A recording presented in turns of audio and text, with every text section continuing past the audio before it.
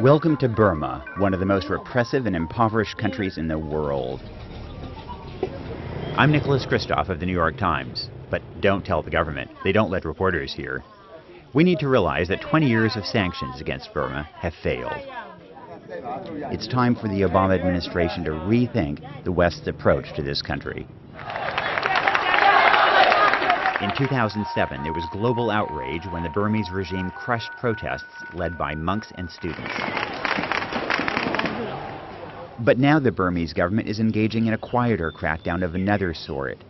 In terms of the human rights situation, things have deteriorated markedly. All directed by the police special branch. David Matheson, a Burma expert with Human Rights Watch, has been gathering information about the crackdown from the border town of Mae Sot, Thailand.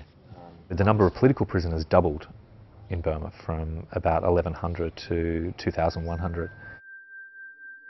Those arrested include journalists, labor activists, artists, students, monks, and nuns. They've been sentencing all these people to some really punishing, unbelievably cruel jail terms. I couldn't see anything with the blindfold, just they beat. This man spent 14 years as a political prisoner. And beating, kicking, and punching, that's normally.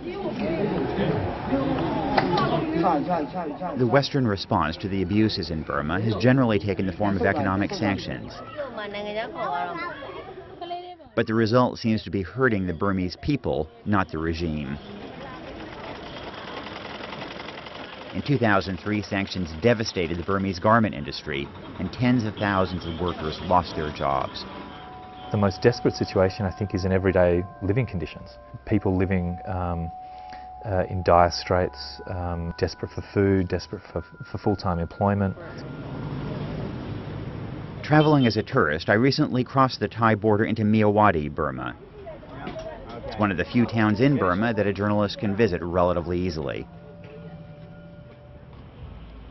The poverty is apparent before even setting foot in the country, when crossing over the Friendship Bridge. The Burmese carry goods from day trips across the border in bustling Thailand. Once in the country, the difference is striking. Cars often replaced by rickshaws, paved roads by mud alleys.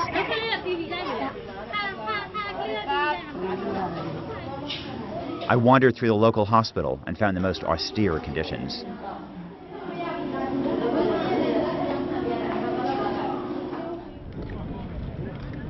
So let's give up on broad trade sanctions. They've just made life worse for ordinary Burmese.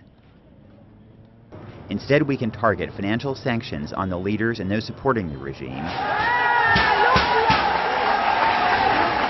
Second, let's do what we can to try to block Burma's arms imports. We may not fully succeed, but any step in that direction will be a way to pressure the generals in Burma.